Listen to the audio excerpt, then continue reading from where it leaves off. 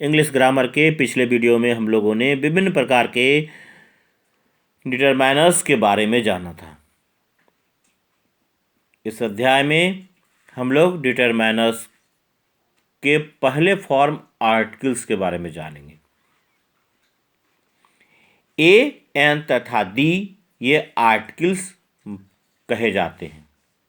Articles में ए और N के अलावे दी का भी प्रयोग किया जाता है। ए या एन को इंडेफिनिट आर्टिकल्स तथा द को डेफिनिट आर्टिकल्स कहते हैं। ए या एन का शाब्दिक अर्थ एक या कोई होता है, किंतु दी का कोई अर्थ नहीं होता।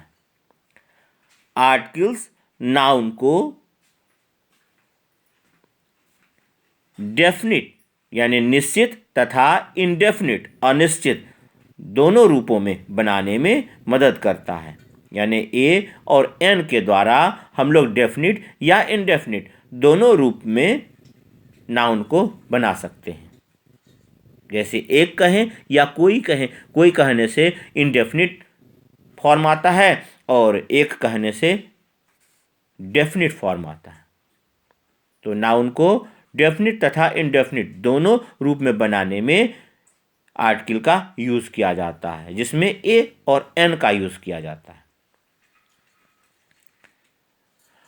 मॉडर्न इंग्लिश ग्रामर में आर्टिकल को डिटरमाइनर के अंतर्गत ही रखा गया है, इसीलिए आर्टिकल्स को डिटरमाइनर कहा गया है।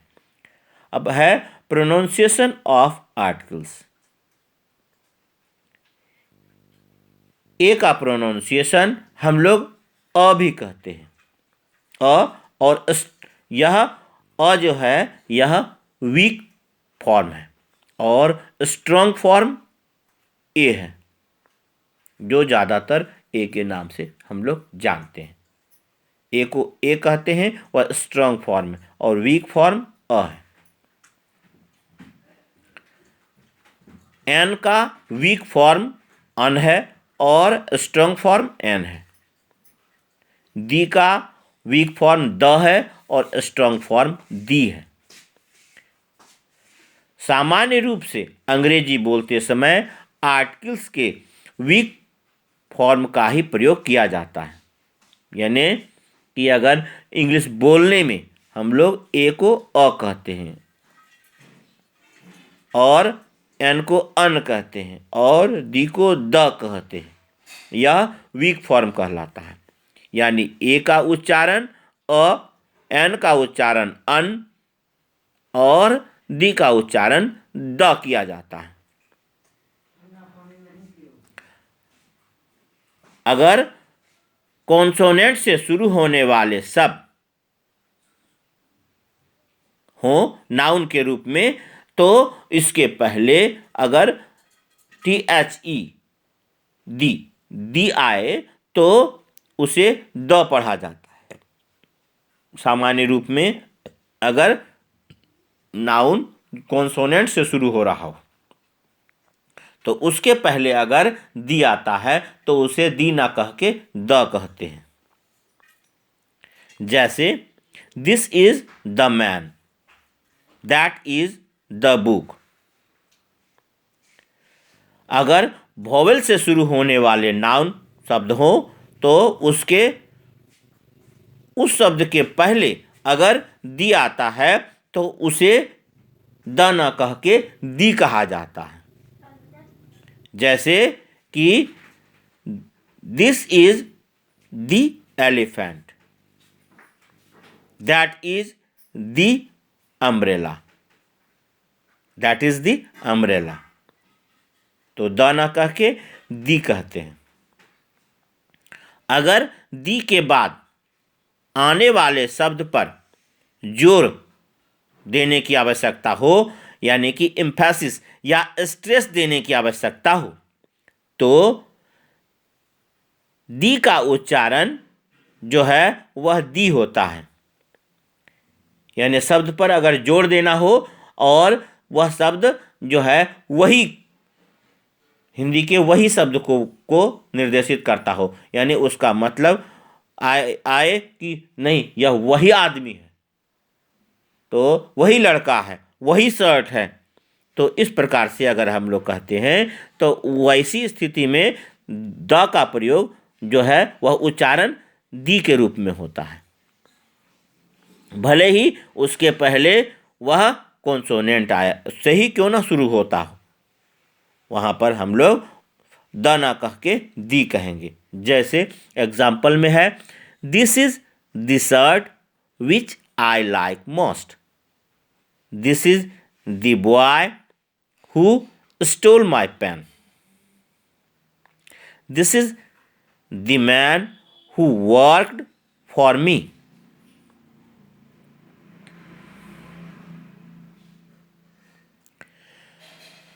अब है position of the articles. Article का प्रयोग नाउन के पहले किया जाता है, नाउन के ठीक पहले आर्टिकल्स का प्रयोग होता है, यानी ए एन और दी का जो यूज होता है वह नाउन वर्ड के जस्ट पहले होता है। जैसे this is a toy, Muskan is a boy, there was an elephant, that is the river. तो इस प्रकार से टॉय, बॉय, एलिफेंट और रिवर ये सब नाउन के वर्ड हैं, जिसके पहले टॉय के पहले ए का और बॉय के पहले ए का और एलिफेंट के पहले एन का और रिवर के पहले दी का प्रयोग किया गया, यानी the river, that is the river. अगर नाउन के पहले कोई एडजेक्टिव आया हो, यानी कहते हैं आर्टिकल आता है उसके पहले, लेकिन अगर नाउन के जस्ट पहले, तो आर्टिकल का यूज नाउन के पहले ही किया जाता है।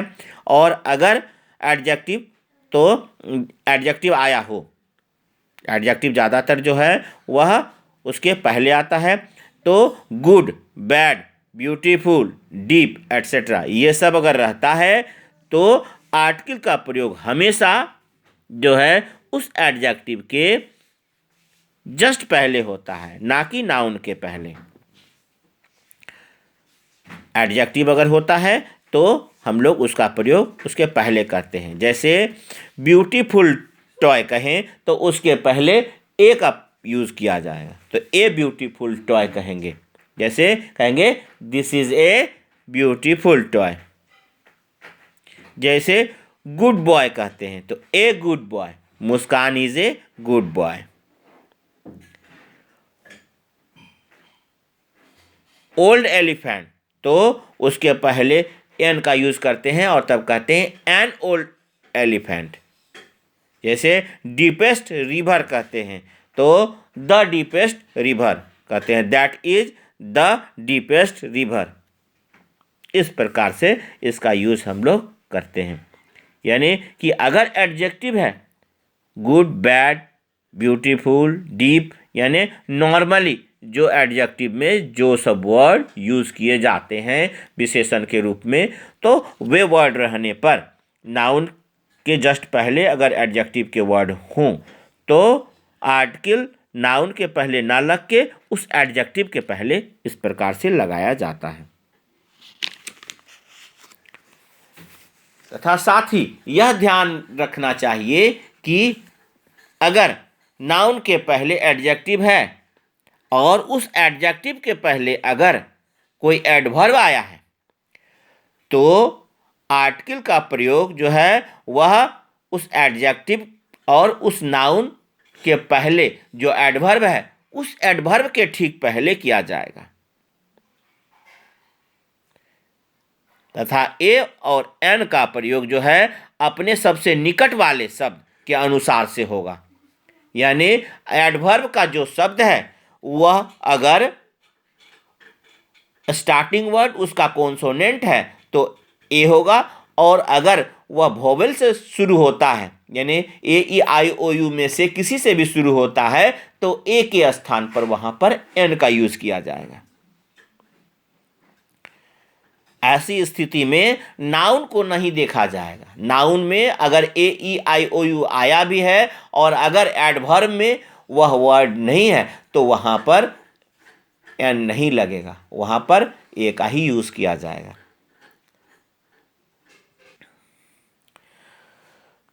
तो एडवर्ब जो होता है वह एडवर्ब विशेषण की विशेषता को बतलाता है। तो विशेषण की विशेषता को बतलाने के लिए एडवर्ब का यूज़ किया जाता है। तो ऐसी स्थिति में हम लोग नाउन और एडजेक्टिव के पहले जो एडवर्ब आया है उसके पहले लगाएंगे। तो वह एग्जाम्पल्स इस प्रकार से हैं। Anwar is a very good boy. यहाँ पर वेरी जो है यह गुड की विशेषता को बतला रहा है, तो इसलिए एडवर्ब कहते हैं एडवर्ब वर्ब की विशेषता को बतलाता है, लेकिन एडवर्ब से वर्ब की विशेषता को नहीं बतलाता है। यहाँ पर थोड़ा जान ले कि एडवर्ब जो है वह एडजेक्टिव की भी विशेषता को बतलाता है। तो इसके पहले ए का प्रयोग किया गया है, इसलिए ए वेरी गुड बॉय है। Chetanshi is a fairly tall girl. तो यहाँ पर फेयरली है, इसलिए फेयरली के अनुसार से ए है। कहते हैं this is an excessively hot weather. तो हॉट में एच है, वेदर में डब्ल्यू है, लेकिन एक्सेसिवली में ई है, इसीलिए वहाँ पर ए न लग के एन का यूज़ किया गया है। इसीलिए कहे हैं कि एन एक्सेसिवली हॉट वेदर।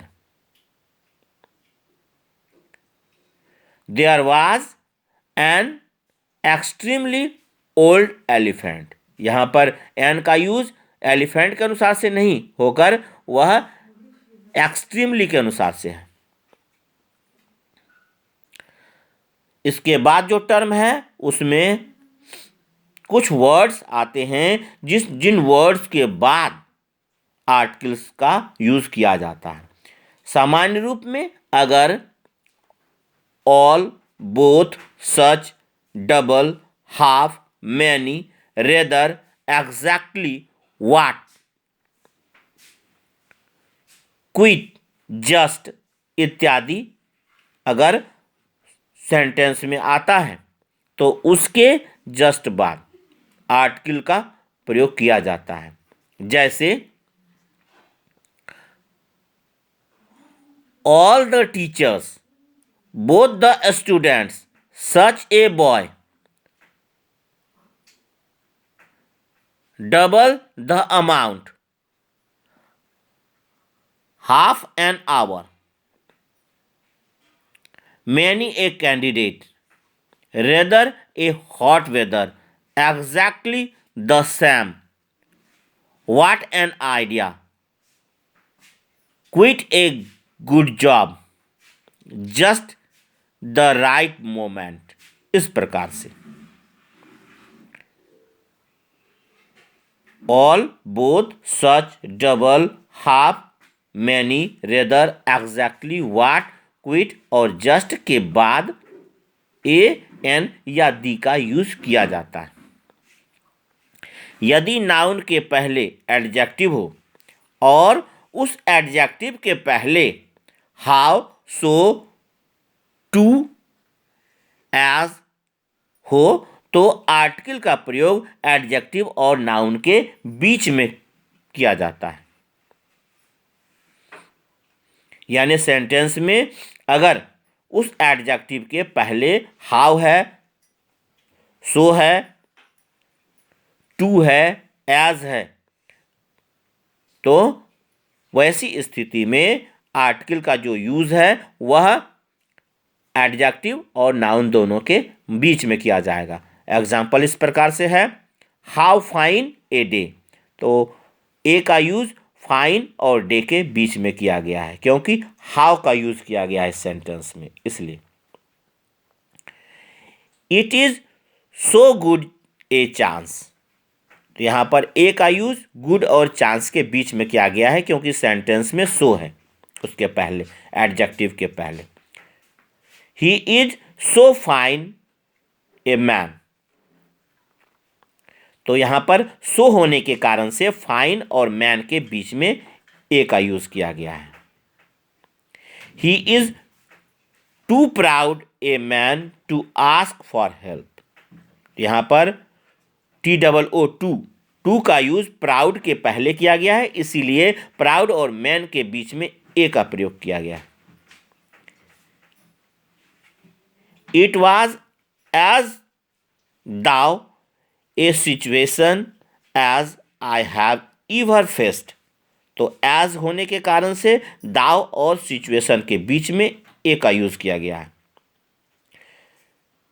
तो ये सब थे कुछ यूजेस जो टर्म्स के अनुसार से नाउन, एडजेक्टिव, एडवर्ब तथा कुछ स्पेशल टाइप के वर्ड्स के होने पर ए और एन का यूज सेंटेंसेस में किया जाता है। आगे हम लोग टर्म्स के अनुसार से जानेंगे कि इंडेफिनिट आर्टिकल के रूप में ए और एन का यूज कहाँ कहाँ किया जाएगा तथा अन्य जो है वह जगहों पर ए एन और दी का यूज कहाँ कहाँ होगा, यह अगले वीडियो में। अपनी सुविधा के अनुसार से इसे सुने और समझने का प्रयास करें। धन्यवाद।